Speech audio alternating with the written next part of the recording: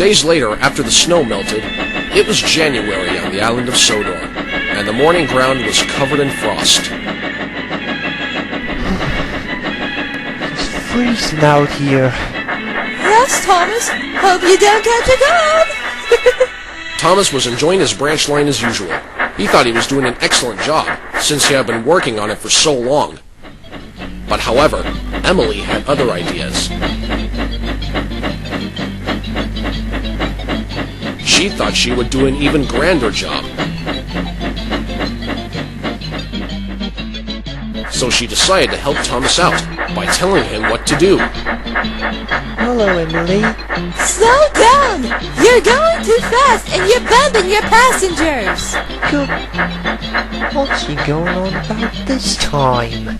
Later, Emily saw Thomas by a bridge. He stopped to take on water and was talking to some children who were just returning to school after their half-term. Thomas, stop talking to the children! You're working and it'll make you late for your work, and this also makes some children late for school! I'm never late. I always stick to my timetable. Ha! There's always a first time! Thomas was very cross. He enjoyed talking to children. What's gotten into it this time? Why must he always act like such a queen? The bossy Scrooge. We totally agree with you, Thomas. Yeah! Emily's just being a show-off! Maybe it's best if you don't listen to Little Miss Bossy Engine. You're sure right, Danny! The more you ignore her, the more she will leave you alone! It makes no difference to me. From now on, I'm going to ignore whatever she says to me, so there! Now that's the spirit! The next day, Thomas was very sleepy, but he had to leave Timothy's sheds bright and early. He had to collect trucks from Redub docks to the quarry. Later that morning, the Fat Controller arrived with a new weather report. Listen, engines, I've got bad news. Bad news? What is it, sir? Hush up and he'll tell us, dolt. Well, I'm afraid there is more snow on the way, so you must all wear your snow... Oh, that's again! Take two again. Well, I'm afraid there is more snow on the way, so you must all wear your snowplows fitted. Sir, that's a problem. Thomas hates wearing his snowplow, and Thomas has already left for the docks. Then you must find him and tell him that I want him to wear his snowplow. Understood that, Emily? Yes, sir. Right away, I guess. Soon, the workmen had put on Emily's snowplow. There you go. Yes, all is done. Now you can get ready for work. Thank you so much. Come on, Emily. Let's get to work.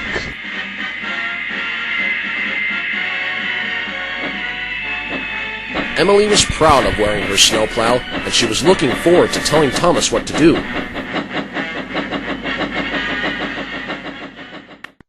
Meanwhile, Thomas was taking on water at Maithwaite Station. When... Oh crap, there she is again. She's like a cold. Just can't get rid of her. I wonder what she wants this time.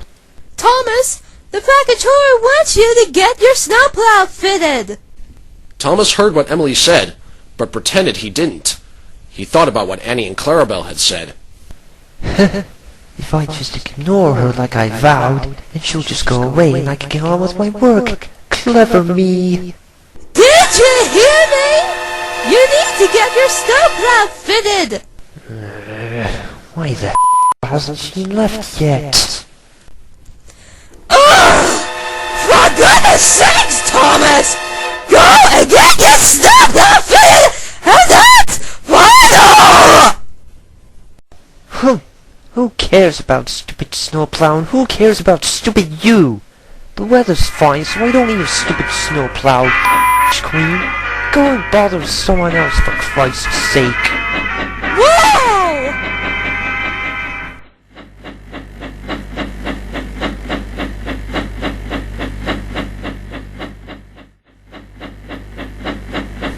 Later, Thomas delivered the trucks to the quarry. I guess I could do with a rest. Well, looks like the job is done. Let's go back to Timoth to get warm. How about that, Thomas? Everything was going well, but soon the blue sky above him started to turn a dark gray.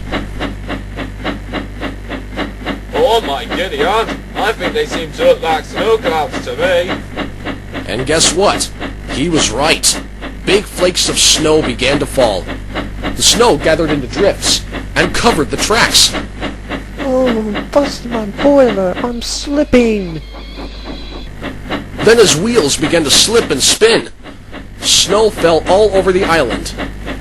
Meanwhile, Emily was cutting safely through the drifts with her snowplow. I sense Thomas is going to be in big trouble now. And she was right. Thomas tried to puff all the way back to Tidman's sheds, but even more snow came down. Oh dear, looks like we can't go on. I've no choice, but I think we have to stop at this signal box. Okay, this is it. Now I'll be getting up. All good on Thomas. But as his driver went for help, more snow fell down on Thomas until he was nearly buried. Oh, botheration. As if my luck couldn't get any worse. Huh! That serves you right for not listening to me. I told you to get your snowplow fitted so many times. Now look what happened to you.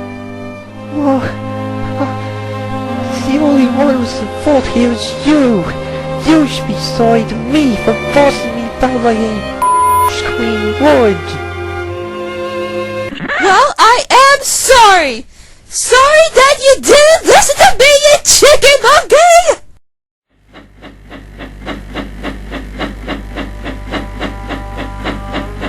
Emily took Thomas back to the yards. The Fat Controller was waiting for them, and he was not pleased. So good to see you back, Emily. But why hasn't Thomas got his snowplow on? I'm really sorry, sir, but it wasn't my fault. I tried to tell Thomas, but he wouldn't listen to me. Oh dear. I had no idea it was the Fat Controller who wants me to wear my snowplow. What an idiot I am. I guess I shouldn't have been so hard on her. Emily, take Thomas to get his snowplow fitted at once. Yes, sir. Soon the work was finished, and Thomas finally had his snowplow fitted. Then he had something to say to Emily. Thank you for owning up. That's what friends do for each other. They always stick together through thick and thin. That's alright, Thomas. And I'm sorry for being so bossy. Maybe next time if you need to get out of trouble, all you had to do was listen. If it means we don't have any more conflicts between one another. And maybe for the future, I'll act like Little Miss Sunshine, and you're Mr. Happy!